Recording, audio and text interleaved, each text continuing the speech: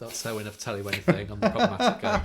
And the wheels are starting to come off. They're fine. We're starting to slur a little and talk shit. Come it back, bring it right back. back. Bring it back. Okay, right, let's talk about the film. Pillow talk. What were party lines? Well, I had to look at this because the whole thing about the film is that they have to share this phone line. Imagine. And this is that they've got a thing called a party line. And it was a shared telephone circuit connecting multiple homes. So literally you could pick it up and you could listen in on strangers having phone calls. Very common in rural areas before modern phone lines. It meant that only one person is allowed to have a phone call. You can listen, you can get involved if you want, but you can't make a call when someone's on the phone. But what happens is that the phone rings in a distinct way for you if it's your call, so people will know, that's him next door. It's like such a weird idea, isn't it? Such a weird idea. And I read also that because this film's set in New York in an apartment block, because the rate of building and so they couldn't get the phone lines. They couldn't get the phone lines in quick enough, so people had to share these phone lines. So hence why you've got Doris Day in one apartment on her phone and Rock Hudson in his apartment on his phone. Yes. And they would often pick up. And the premise is that Rock Hudson's always on the phone to a different woman. So whenever Doris Day picks up the phone to make a phone call, she hears Rock Hudson smooth talking a different woman. And he sings a song, doesn't he? He's composed a song because that's his job. He's a composer for Broadway. And it's the same song, but he just changes the name every time it's got a new one. So Rock is a player, very clearly. Unlike Jan, who is very much not. And one of the problematic areas of this film is Kel Surprise is the gender expectations placed on the woman character compared to the men character. So Jan is coded as the good girl. She's respectable. She's career focused, which is very unusual in that she's a successful, independent career woman. Of course, if she got married, she'd be expected to give the fucking career up, clearly. And she's sexually restrained. At one point, she's told that she can't get a trunk phone line, which is your own phone line, because it's not an emergency. And the only way she can is if she gets pregnant. And she is appalled at the idea because she's not married. For her, Brad is, I mean, the names. Brad and Jan. In Rocky Horror, they're Brad and Janet, aren't they? For her, Brad is a sex maniac. She actually calls him a sex maniac because he sings love songs at 9 o'clock in the morning. And the script does a lot of shaming Jan for being a single woman. One of the characters, I think it's a housemaid, says, if there's anything worse than a woman living alone, it's a woman saying she likes it. So in 1959 America, to be a single woman and be happy being a single woman is a terrible thing. Like it continues in most rom-coms, where the idea that unless you have found love, you're not really being a proper woman, are you? Bridget Jones. I mean, as we said earlier, this film kind of has its tendrils across the decades, doesn't it? But one thing I like about this film is that Jan, Doris Day, although these expectations and accusations are placed on her, she's not without her want of suitors, but she's looking for the real thing. And until she gets that, she's quite happy to be on her own, to focus on her career, etc. So you're getting all these exterior voices telling her what you're doing is wrong, basically. You need to find a man. You need to procreate, basically. That's your role. And all this superfluous stuff, this career in design and everything. It's only until you get the right man, love. Yeah, exactly. But she's like, I could get the right man right now, but I don't want it. Yes, and she talks about, she says she's got a good job, she's an interior designer, she's got a nice apartment, she's got a fucking lovely apartment. She dates nice men. She says, what's a girl supposed to do? And so we get Brad, who his entire storyline is about breaking down her defences. And in doing so, what the film kind of hints at is that a woman's independence is just, as you say, it's on the back. It's just waiting for the relationship on the back burner, and her independence is something to be overcome by the right man. It's a challenge for him. Yeah, it's a challenge for him. Now, Brad, there's no sense of, even though Doris Day calls him a sex maniac, there's no sense for the audience that Brad is anything other than a gorgeous Lothario. Yes. Man about town.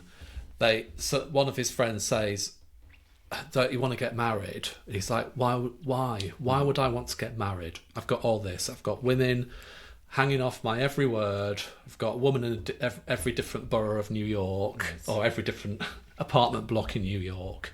And that is seen as something to aspire to. Yes. He's great. He's the hero because of this. And so women are either playthings of men or something to be broken down until a man can trap them, aren't they? Yeah. There's also that really uncomfortable scene with one of her... She goes to this client's party and the client's son tries it on with her. Yeah, much younger. Much younger. 18, 19 years old. 21 years old, can't remember. But anyway, have some more champagne. Yeah, thank you, darling. Gives her a lift home, and in doing so, in the car, basically tries to fucking rape her. I mean... Dressed up, okay, to counter that, on screen, on paper... He's trying his luck. He's going to kiss her. He's got his arms around her. She blatantly says no about 3 times, and he ignores her and literally tries to mount her. So yes, it's an attempted rape. Yes, in a film. She says she's never seen a boy with so many arms before. And then what the film does is, because she rebuts him, he tells her she's got to buy him a fucking drink. Yeah. It's like, and she still goes for a drink with him. And then she does. It's like this is a normal expectation for a woman in this film in and New an York. expectation for men that this is.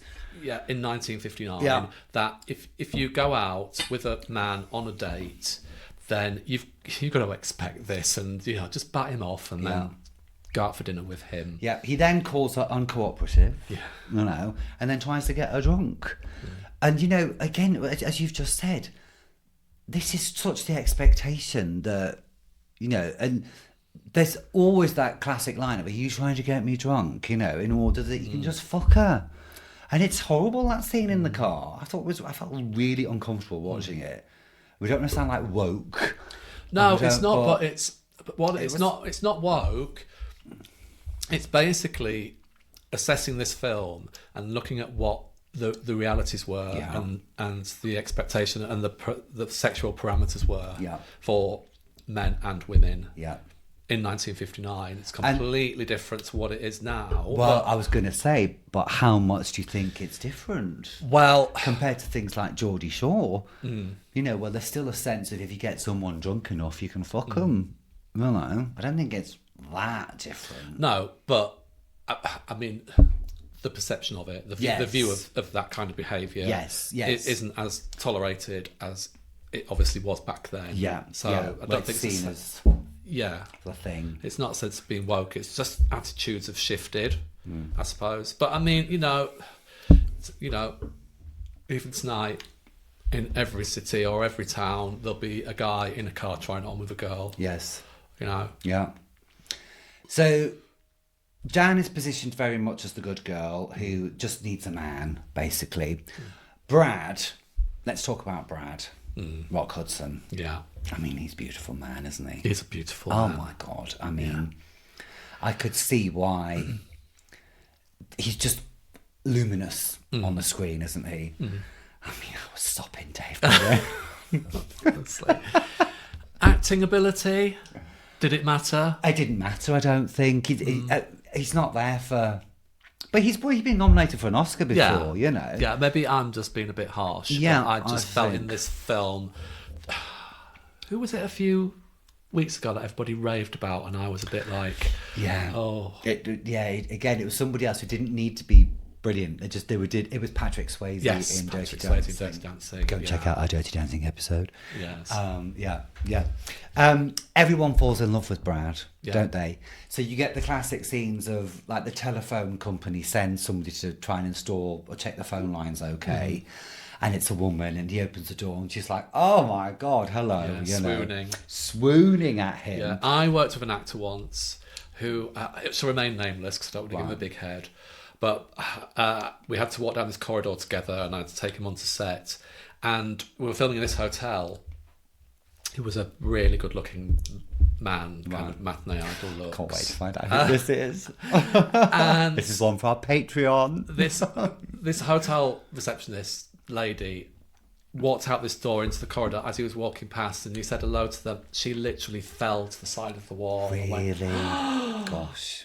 And I thought that's the power some people have. Pretty privilege. Yeah, I mean, the more it must be to be so attractive that people just want to do everything for you. There's so many studies have shown that if you're really attractive, life is much easier for you. Well, it's a cross I have to bear. I know. I was going to say we have to fight them off every day, love, don't we? But again, it's another problem because in having all these women fall in love with Brad, it just made me think about porn.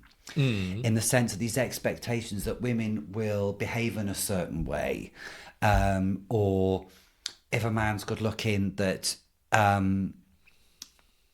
that's how women should be in their behaviour. And you kind of get it's a similar vibe in porn that women are, for example, a plumber comes in, a woman will just drop a Kex and a bra comes off, so, and I think it gives the audience these expectations of what female behaviour could/should be in situations. But also it's really interesting because, sorry to interrupt, no, but please do. I feel Rock Hudson in this had to alter himself for Doris Day to fall in love with him. So she had a preconceived idea. He knew that if he presented himself as who he was, because she got to know him over the phone lines, the real him, that he had to present a different persona for her to fall in love, hence which we'll talk about. So that's just, I don't know why I said that, it's just interesting. Bubbles. The bubbles. I'm going on. Brad is a player. He's a real player. He's a player. I love his apartment. The fact he's got these switches. I mean, I don't really love it because it's a bit like fucking Epstein Island. Yeah. He's got switches where the bed comes out, the lights go off, the door gets locked, so women can't get out. By today's standards, a bit creepy. It's a bit creepy. The mattress rolls out from, Interestingly, I'm watching the new Avengers at the moment from 1976, and Gareth Hunt's character Gambit has a similar kind of apartment where he presses a button and a bed comes out, because... So the idea of the player having this switch where this would do everything is still got currency. It's very James Bond, isn't it? Very James Bond. Very Roger Moore. Yeah. And what the film does is when these things happen, when the door's up, we get a funny xylophone orchestra. It's like, this is funny, guys. It's not funny. It's not a woman's going to feel threatened or trapped in this bloody lovely apartment. So he's like a charming rogue, is what the film tells us, isn't he? For him, women, as you said before, disposable, often unnamed, apart from if you're singing about them. And here we get the kind of gender expectations. His behaviour is glamorous. He's his sexuality is allowed to be free, whereas Jan, not at all. She's got to be policed strictly, and as we've said many times before, 'twas it ever thus. Boys will be boys, girls have to be wives. They've got to sow their seeds, haven't they? And Brad is clearly sowing his seeds. Yeah. Now, there's another man in this movie, and that's Jonathan. Jonathan's a bit of a creep as well. Jonathan is employing Jan to do interior design for her. He's best friends with Brad. Despite Jan telling Jonathan she doesn't love him, she doesn't fancy him, he constantly asks her questions about her private life, tries it on with her. won't take no for an answer. He's persistent. I think he's the most toxic character in this film. Do you? Yeah, he really is. Yeah. And so there's one point when Jan and Brad, who's pretending to be somebody else, which we'll get to, go away to a weekend in Connecticut, and then Jan realises that Brad is really Brad. Mm-hmm. Watch the film, listeners, it'll make sense. Yeah. And she's hysterical. She's crying. She's not hysterical. She's crying all the journey back. Jonathan gets increasingly pissed off with her crying throughout the journey. He says, don't you think it's about time you stopped crying? Yeah. You know, he's really fucking horrible. And then they go to a cafe and he slaps her. Slaps her across the face. He's a bastard. And he loves the fact that her and Brad have split up. So he loves the fact that she's unhappy, basically. Yeah. So he's a twat. Well, she talks about, at the start of the film, he proposes marriage to her. Yeah, gives her a car. Yes, gives her a car. And she basically says to him, I don't love you. Yeah. And he says, what's that got to do with it? Yes. It's like, surely it's marriage. Every woman should be married. And she kind of points out to him that he has actually been married before, so that went well, didn't it? Yeah. Yeah. But, you know, she highlights his ridiculousness and everything. But it just goes to show, like, again, in that day and age, it reinforces that stereotype that a woman needs to be married. Yes, even if you don't love somebody. Yeah, oh my God, absolutely. Yeah. So let's talk about, Dave, the big problem in this film. It's Brad, needless to say, and what he does to get Jan. So yeah, it's obviously been set up that they're at odds with each other because Jan has seen his true colours. He's a Lothario. He's got no respect for women, etc. They meet physically for the first time. So all the previous conversations have been across the phone lines, as we said. So they meet. He instantly kind of is attracted to her and kind of falls for her like he's not been with these other women before, but realises that if he just presented himself as the man on the other end of the phone, the dickhead, then he won't get anywhere with her. So he pretends to be somebody else. Yes. And the second half of the movie, the second act at least, is him continually deceiving Jan. Yes. Gaslighting her. Absolutely. As we call it in modern parlance. Yes. He's called Rex Stetson, doesn't he? He says he's a Texan businessman. Yeah. Yeah. So, Rex Stetson from Texas. And this is the joke of the film. That he's lying to her. He's wooing her, pretending to be somebody else. This charming, sensitive, caring, understands what women want, understands women's, what women don't want in men, and is just charming to her. Yeah. She falls for it hook, line and sinker because she thinks, finally, in this sea of monsters living in New York, I've found a real man who I can fall in love with. Yeah. So... that's my little doggy, sorry, squealing. And squealing, that's their bark, everybody. Yeah. And there's one scene where he's pretending to be Rex in order to get information from Jan about how she feels about Brad. And it's just like, hello, informed consent, anybody? Yeah. It's so... I just can't believe this is like, this is okay. Yeah, but this is framed as comedy. Yes.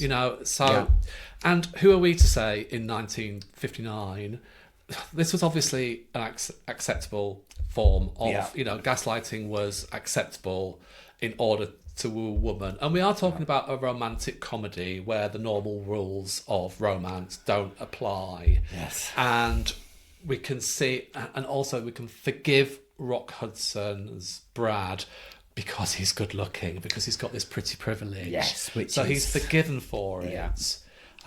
Needless to say, when she finds out, she goes absolutely fucking apeshit. Yes, she does. Understandably. Totally. I mean, we're looking at this through modern eyes, so we have to accept that. We're not cancelling it, but it is a hideous form of gaslighting. Her character is pissed off because she's gone into this completely under false pretenses, Yeah.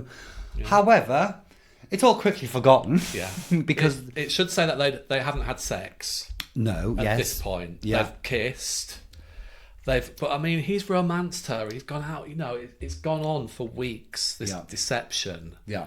And we're supposed to look at it in a highly comedic way. Oh, It's like, oh gosh, you're what a card. You're a one, aren't you? Absolutely. Yeah. And the end of the movie is, so Jan finds out, she's pissed off, she's crying, gets a slap. She then goes, and Brad's desperate because he's fallen in love with her. And he realises the error of his ways. He's desperate to get her. So he employs Jan to do his apartment. Anyway, she makes this hideous kind of boudoir. Yeah. Basically says to him, this is what you want. This is the button you press for your bed to come out. This is basically your harem. You can invite as many women here back as you want because that's the kind of guy you are. Yes. So Brad then goes to Jan's while Jan's in bed, yanks her out the fucking bed like a caveman pulling his woman by the hair, picks her up, carries her through the streets of New York. At one point, and this astonished me actually. There's a struggling woman going, "Put me down, put me down, put me down." People are laughing on the street. They're going, "Ha ha ha! Isn't that funny?" There's a policeman. She begs for help, and he says he can't blame him for taking her away. It's like fucking hell. But despite himself, he loves her. And he says, why does any man destroy himself because he thinks he's getting married? It was just... But you've neglected to say... No. She falls for it. She does. Well, literally in the last 2 minutes. Yeah. Yeah, totally. All of this is forgotten. Yeah. All of her... He's proved himself to her because he's yanked her out of bed, carried her down the street. Yeah. It's romantic. The woman can't help it. Yeah. But fall for his charms. Yeah. And he does. I don't think he even says, I apologise for what I did. He doesn't at all. And that's always my fucking problem with rom-coms, is that there's this expectation of the female characters just to go, oh God, do you know what? You've done these shitty things. Yeah. But you're okay because I need a man. Yeah. It's the subtext. And you're hot. Yeah. I mean... I'd probably be the same with the yeah, we would, wouldn't we? That'd be really coy. It's like, oh, put me down, Rock. Put me down. Don't rock. Yeah, don't rock. There is a quite uncomfortable scene in this film about that whole gay bit. Yes, there is. But I mean, it has extra connotations now because we know of Rock Hudson and his sexuality and his journey. So what Brad does is... Brad, on their party line, keep up everybody, he takes the piss out of Rex for Rex the Texan alter ego for not wanting to sleep with Jan.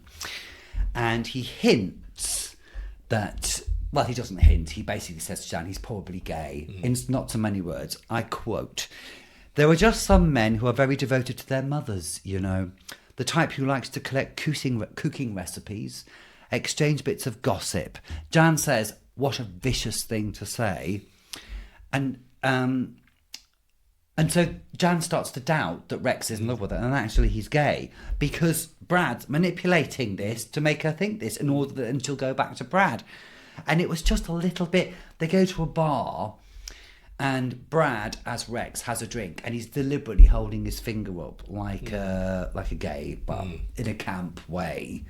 Knowing Rock Hudson's life as we do now, and the fact that he was a closeted gay man having to hide his identity, it does give the whole thing a different kind of vibe, doesn't it? It makes you wonder what was going through Rock Hudson's mind when he was presented with that script and those lines and, his delivery of them. What was he thinking? Yeah. You just have to do it, don't you? Yeah.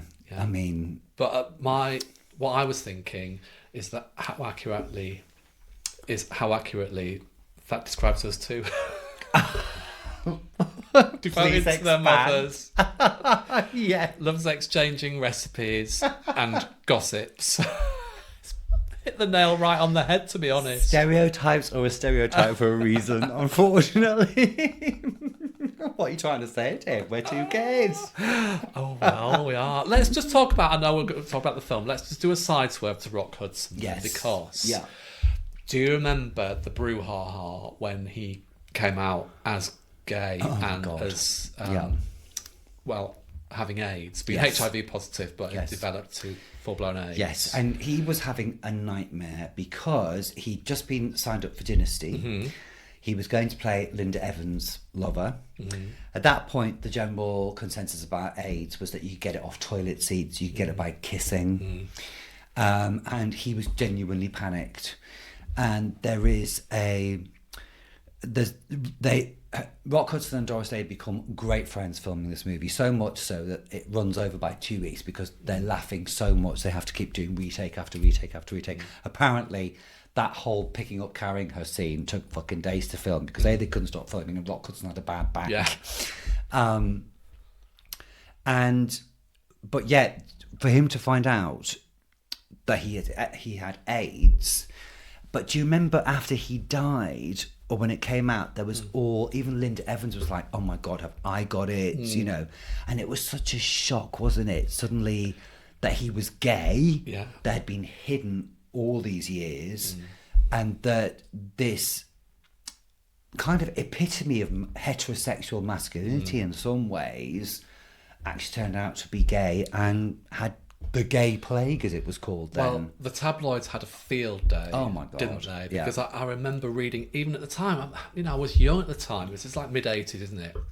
Yes. Didn't know really what AIDS was or anything like that, but knew it was a bad thing. That was all was explained to everyone at the time. In the tabloids, there was like screen the headlines, Linda Evans worried she has AIDS, kissing Rock Hudson. And all that, and it was just so sensationalised. Yes, yeah. And they hadn't seen each other. Rock and Doris hadn't seen each other for ages, and their film, you can see it. She's visibly shocked by his appearance, and he says, "I've not been very well."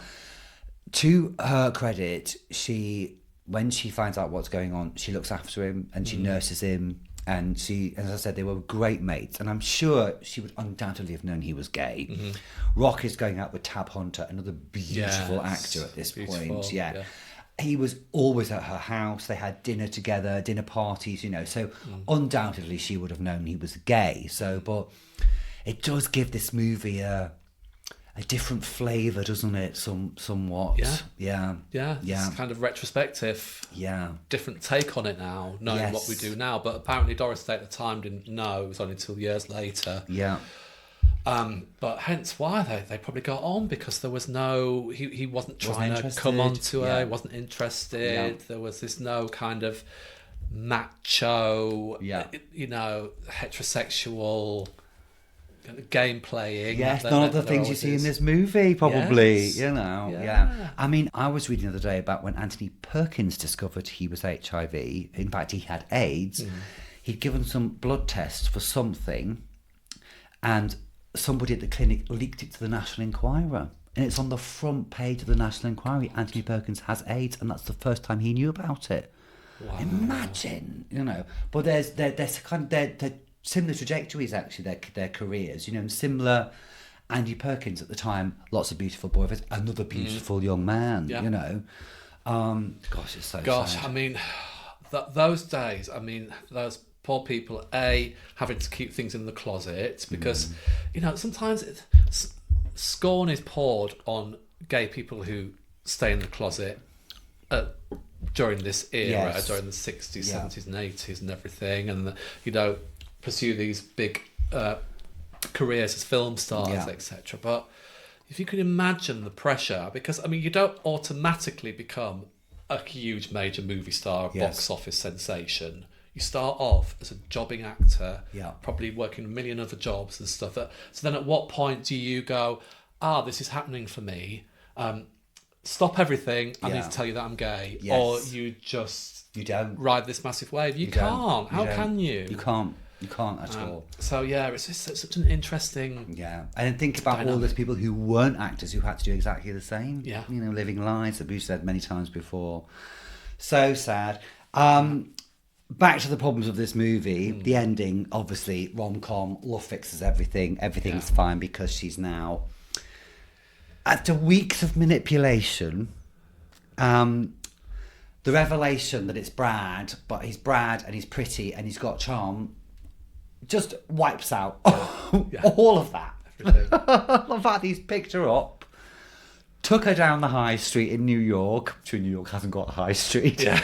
It's like 49th Avenue or something. Hard. Yeah. Fifth Avenue. So you get the common rom-com trope, you know, male transgressions, males thinking that women's are things to be challenged and overcome. As long as you got wit, persistence, as long as you get you saying, I love you at the right time, you're fine. You're fine, lads. Don't have to worry about it. It's all right. Don't have to worry about it. Don't worry about it. Because women will drop at your feet. Yeah, absolutely. There's also Alma, who's Jan's cleaner housemaid woman, alcoholic. Thelma Ritter. Brilliant. 6 Thelma times Ritter. Oscar nominated. Yeah. Yeah, of course she's in All About Eve. She's Betty Davis's wardrobe lady, general assistant, general factotum. You know what? I bet Thelma Ritter's seen it all in Hollywood. Oh my God, yeah. Stories she could tell you. Absolutely, absolutely. Again, her character's told that if she had a man to take care of her, she wouldn't have the need to drink. Now she's portrayed as a hopeless alcoholic. Yes. And the reason she drinks, We don't know. We don't know. We don't know. But She's a comedy drunk. Yeah, she's a comedy drunk, but she is kind of, she's the foil, isn't it, to Doris Day's character? Yes. She tells it like it is. Yes. Yeah. Says you need to find a man. Yes. You know, enough with this. Absolutely. And Single she's fucking womanhood. great at it. She always is great. Anything you Yeah. put her in, she's fantastic. Yeah. So yeah, quite a lot of problems in this film. Quite a lot of problems, but do you know what? Yeah. I enjoyed this. So did I. And I was thinking about this. I was trying to work out why. The aesthetics are lush. They're absolutely gorgeous. The design of it is beautiful. The styling of it is beautiful. It's a stylish movie, isn't it? You know, we're in the rarefied atmosphere of rich people in this film. Yeah. And It's sorry. go on. No, go on. It's the sizzling chemistry as well. Yes. Oh my God. It's undeniable. Yeah. These two, it's rare. I mean, you get it with Richard Gere and Julie Roberts in Yes. Pretty Woman, regardless of what you think about that film. Yes. You get it between Renee Zellweger and Colin Firth Yeah. to a certain extent, Yeah. but this is old Hollywood Yeah. romantic chemistry, Yeah. and it's not something you can construct. It's there or it's not, and here it's like Absolutely. 2 stars aligned here. The cast, the 2 stars are so charming. Yeah. And for the first Doris Day movie, I thought she was fucking great. Yeah. I only had that image of her as the mom's apple pie, the all-American girl, but I thought they were fantastic together. And I could forgive it because, unlike Pretty Woman, this was a product of 1959 where, yes, these gender expectations are the norm. Yes. Absolutely. In fact, they are almost the unspoken law. Whereas Pretty Woman, which is 1990, 30 years later, is still peddling these gender norms.